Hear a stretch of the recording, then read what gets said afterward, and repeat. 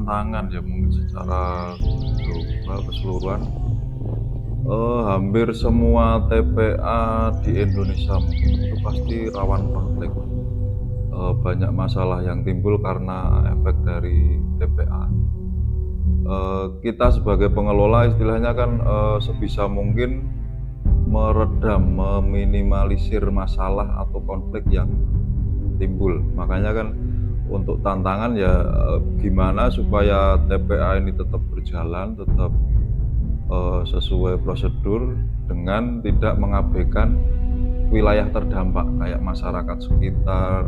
Makanya kita ada penanganan kayak kolam lindi, terus sebelum dibuang ke saluran irigasi ya, itu kita olah dulu. Terus untuk penanganan sampahnya, kita uruk supaya tidak ya mengurangi bau lah.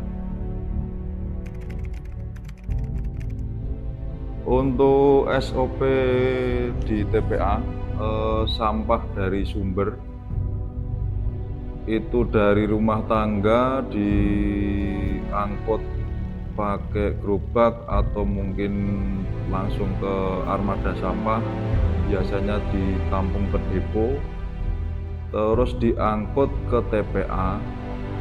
Itu nanti kita ada penimbangan. Kita penimbangan udah sistem komputer, pakai aplikasi. Jadi data-data armada yang masuk ke TPA itu sudah didata sebelumnya. Jadi AB sekian, ini sopirnya siapa, sampah dari mana, berat kosong kendaraan berapa, itu udah diinput.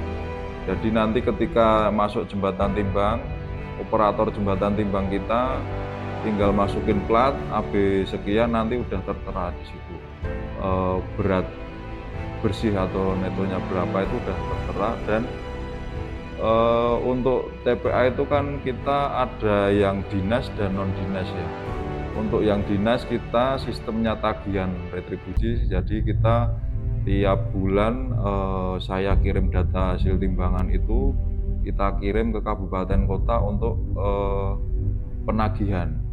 Sedangkan untuk yang non dinas atau kita sebutnya swasta, itu diberlakukan tarif di tempat, jadi langsung bayar. Itu per tonnya sekarang 78.000 per ton sampah masuk. Setelah kita timbang, kita arahkan ke dermaga. Dermaga kita bongkar, nanti terus didorong dengan alat berat. Kita ada eksavator, juga ada bulldozer. Jadi kita dorong dengan alat berat, kita tempatkan di titik yang kita inginkan, diratakan, dipadatkan, ketinggian sekitar 2 meter, kita timbun tanah 30 cm. SOP-nya seperti itu. Jadi perlu diketahui, untuk penanganan sampah dari sumber, kebetulan yang masuk TPA Piungan ini kan 3 wilayah, dari Bantul, Kabupaten Sleman, dan Kota Yogyakarta. Jadi sampah yang dari sumber, dari rumah tangga ke depo, ke pengangkutan ke TPA, itu kewenangan di bawah DLH Kabupaten Kota masing-masing, termasuk armada dan krunya ya. Untuk TPA Piungan ini di bawah DLHK Provinsi. Jadi istilahnya kewenangan kita ketika sampah sudah masuk ke jembatan timbang, itu baru kewenangan DLH Provinsi. Kalau dari sumber dan pengangkutan nanti di bawah DLH Kabupaten Kota masing-masing.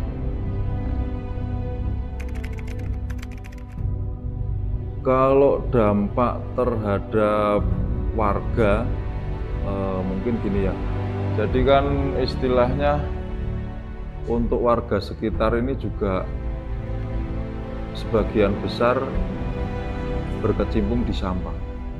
Jadi mungkin dengan adanya penutupan ini, dari segi ekonomi ada ya, harusnya kemarin lancar, sekarang kan agak berdampak ya. Jadi perputaran ekonominya mungkin yang ada yang jasa sampah, ada yang pemulung, ada yang ngepul dengan adanya TPA tutup ini kan stuck, nggak jalan. Terus untuk dampak ke pengelola, kalau dari segi pekerjaan mungkin lebih enak ya. Banyak ya, walaupun masih ada istilahnya perawatan lingkungan, dan untuk lindi itu kita juga tetap harus ada pengolahan air hasil dari pembusukan sampah itu loh. Sebelum dibuang ke irigasi kan tetap harus diolah dengan di IPL kita. Terus dampak negatifnya terhadap pengelola, istilahnya kan dulu kita karyawan di sini ada sekitar 37. Sekarang kita yang masih di sini tinggal 8 dan tambah 2 PNS. Ya walaupun TPA tutup itu tetap masih ada pemeliharaan, perawatan, mungkin ada kebijakan-kebijakan lain yang nanti ditentukan oleh para pengambil kebijakan, istilahnya kita tetap harus siap. Ya mungkin dibilang sadar juga belum begitu ya. Mereka kesadaran karena banyak yang berkecimpung di sampah, istilahnya kan kesadaran mereka berdasar nilai ekonominya ya.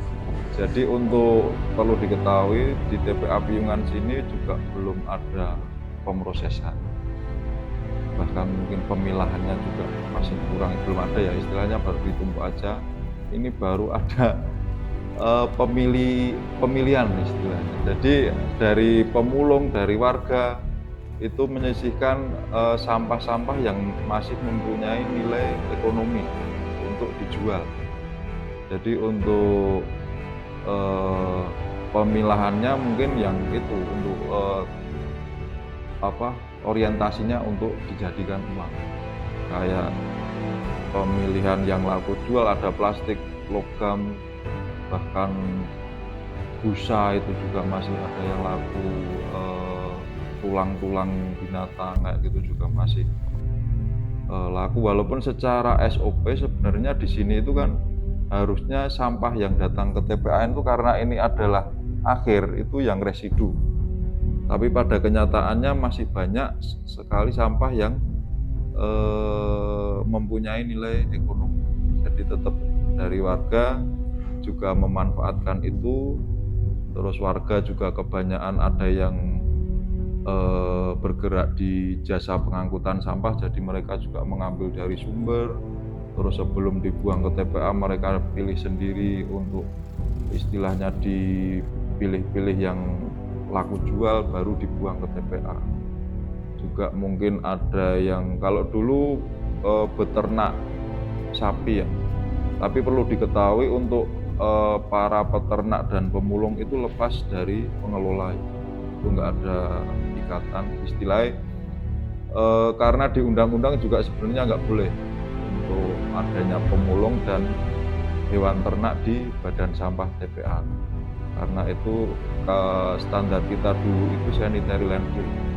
Kalau sanitary kan harus bebas dari aktivitas itu, yang ada di badan sampah cuman operasional TPA aja. Tapi pada kenyataannya kan yang terjadi di lapangan adanya pemulung, adanya sapi, akhirnya kan diturunkan ke kontrol landfill.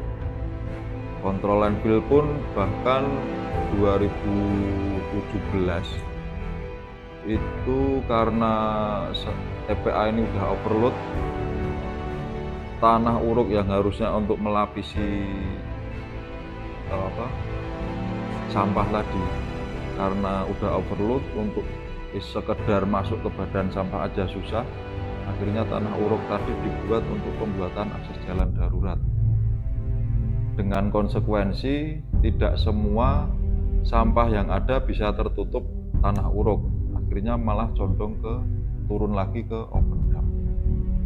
Baru 2020 ada proyek penataan badan sampah dan pembuatan terasering, sekarang tertutup semua.